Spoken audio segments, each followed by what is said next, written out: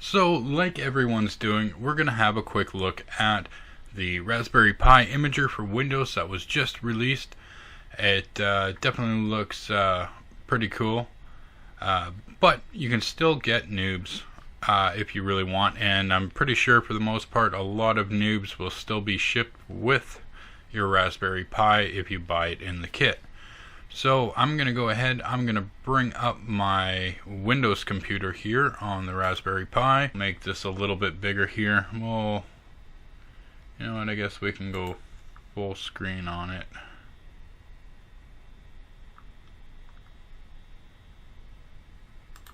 Alright, so we're just going to go ahead, I'm going to go ahead and open up my browser and go to the Raspberry Pi downloads here. We'll just go to raspberrypi.org because it is on the main screen there. Alright, so as you can tell, this screen's a little slow, and that's just because it's a gigabyte bricks. I just wanted something to do simple Windows applications that I wanted that either doesn't work on Windows 10, or yeah, I just felt like, hey, I'll just put it on here because I can just do everything from there. So right on the main screen we have introducing Raspberry Pi Imager, our new image utility. I have a feeling this is going to be similar to that of Noobs, but more PC based. So we're just going to go, I think we can actually just go to downloads here, right on top, and it should bring us right to the Raspberry Pi Imager for Windows, Mac OS, and Ubuntu. Now, this is where I had one issue, and the only reason why I also am using my Windows computer on my Raspberry Pi right now is because there's no actual imager for Debian, for Raspbian. I don't know why they don't have something. I would like to be able to use my Raspberry Pi 4, like I always have been lately, as my main computer. So the more I can do on it, and if I can actually create images for other operating or systems for on other Raspberry Pis on it, that would be a great feature to add to it. So I'm just going to go ahead and download the Windows one here. So right now I do have my micro SD card inserted into a USB 2.0 hub, which I will insert here shortly once we get this installed, and then I'll be able to use that and test out the SD card on a Raspberry Pi that I have sitting in front of me. Unfortunately, I won't be able to show it working, but it's basically just showing the basic install here and setup of this, so that's pretty good, cool. Alright, so I'm just going to go finish, and I'm going to let it do its thing there. So, okay, choose my OS. Let's see what all we got here. Miscellaneous. Oh, okay, so that's kind of cool.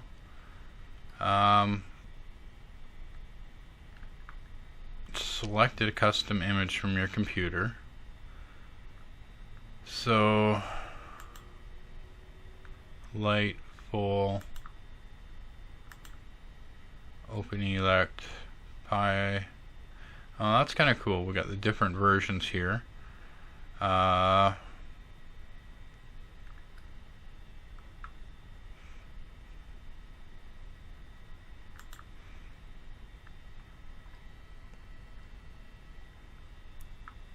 I'm not really seeing much of an improvement here. If anything, they've taken away a lot of the noob stuff, and now we're going to have to actually find more custom images out there and then use this to import it, which we could have done before. I do like the fact that it does have the format of the card as FAT32.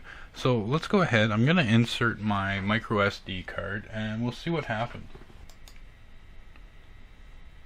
So let's go to format.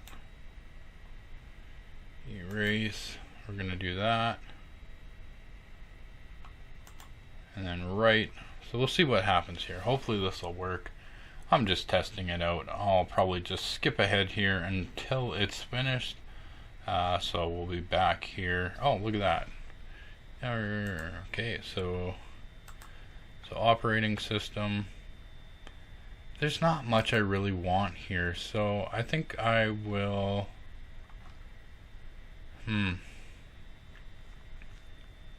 I don't know. We'll install this just for fun.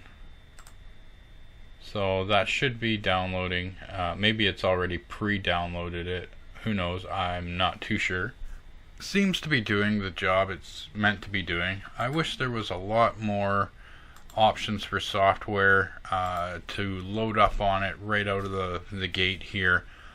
But there isn't. A lot more even in noobs. So hopefully they'll update something. They'll bring out more features for us. But for now, it will get you basically going if you don't have a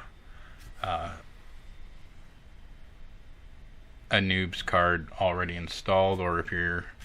But at this point, then you might as well just be copying and pasting something like Berry Boot onto an micro SD card and loading up that way.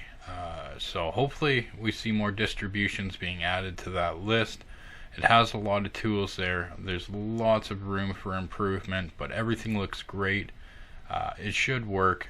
I have no doubt about that. So we'll see what happens here in the coming months here. I bet you by the end of summer there'll be a few more updates, and we'll check back and take a look at it again then. But for now, I'll probably just stick to my methods I was using before, and using noobs or Berry Boot or the custom images that I have already. So to me, this is cool and great for beginners, but other than that, it does no good to me because it's just one more program installed when I already have programs installed. But having that erase function on there is kind of nice, because if you do have a card that already had a Raspberry Pi version of Raspbian or something that maybe it got broken, you couldn't do anything with it, and you had to erase it and reinstall. You didn't have to install, you know, the SD card formatter and do it that way. So that's how we had to do it before, and then we had to put the image on there. So hopefully that helps. I hope this shows you a little bit. You have a little bit of things you can do with it, but like I said, it's nothing spectacular. It's pretty cool. It says Raspberry Pi on it, but it's all stuff we have already and have been using. So we'll see. That's it for me. If you like this video, hit that like button, hit that subscribe button, and thank you for watching, everyone. You have a wonderful day, a wonderful week, and we'll see you next time. Take care, eh?